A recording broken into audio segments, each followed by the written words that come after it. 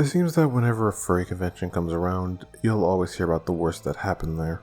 I'll admit, I did fall into the category of those who would hear about the most horrid thing to happen at a con online, and just think that every con after that would just be a trash fire waiting to happen. I mean, when you hear that people are shitting in the beds and on the walls of hotels, can you really blame me for that? It wasn't until a few friends of mine went down to Anthrocon this year and told me about their experience that I was able to get some form of a two-sided perspective on things. One side talked about enjoying the con with their friends alongside the occasional attire-based hiccup. The other side showed T-Rex conga lines, a fucking demon core, and discourse surrounding a bimbified horse fursuit. This isn't to say that all convention drama is, well, drama.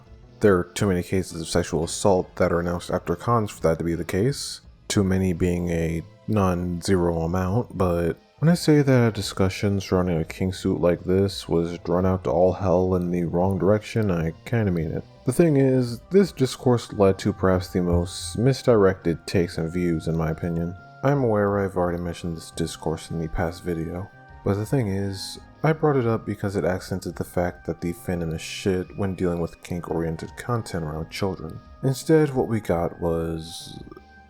I have to be careful with how I word this. You see, what I saw as another opportunity to talk about the dangers of being open about kinks and whatnot became kind of a pseudo-female empowerment movement. Instead of talking about how an obvious kink suit was taken to an all-ages con, there was talk about how if you were okay with male sexualized fursuits but not woman ones, you were encouraging woman hate, rape culture normalization, body shaming, and overly sexualizing women's bodies by not being okay with a fursuit that over-sexualizes the parts of a woman that people are usually attracted to. I don't know, man, these people would be my sleep paralysis demon as far as I'm concerned. But the thing is, I know there are women out there with large chests, they very obviously exist, but come on.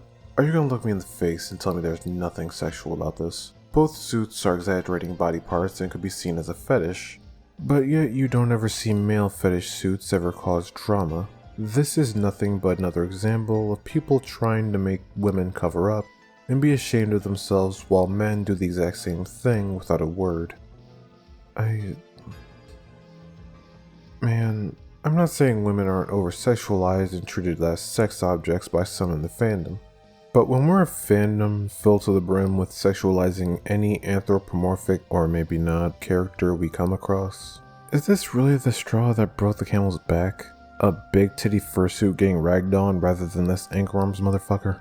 How is that contributing to hating and sexualizing women's bodies more than furry woman characters being treated as nothing but sex objects by the majority of the fandom? The only thing I can contribute this response to is that this discourse occurred a few days after a furry tweeted out misogynistic comments that, according to this Twitter user, felt like something that preceded a sex offenders registry getting a new member. But even then, boob horror still feels like a weird spot to take this stance on, to the point it feels hypocritical. People are equating big boobs to bulges, and then saying that big breasts aren't inherently sexual.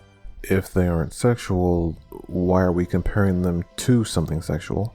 The thing is, breasts and hips for the most part aren't inherently sexual. Hyper breasts and hips for the sake of bringing attention to those assets on the other hand. But even without them being inherently sexual, the human body has been sexualized to hell and back, in and out the fandom. There is a fetish for every part of the body. Go ahead, name a body part. There's something out there for you. And again, it feels hypocritical to claim portions of the body aren't inherently sexual when the suit being used as an example is literally portraying the antithesis of that. This isn't a case of people objectifying women like the Twitter user mentioned prior. This is just someone portraying bimbofication and hyperkinks, with people taking the discourse surrounding it as women hate. I don't even know, dude. Fucking hell.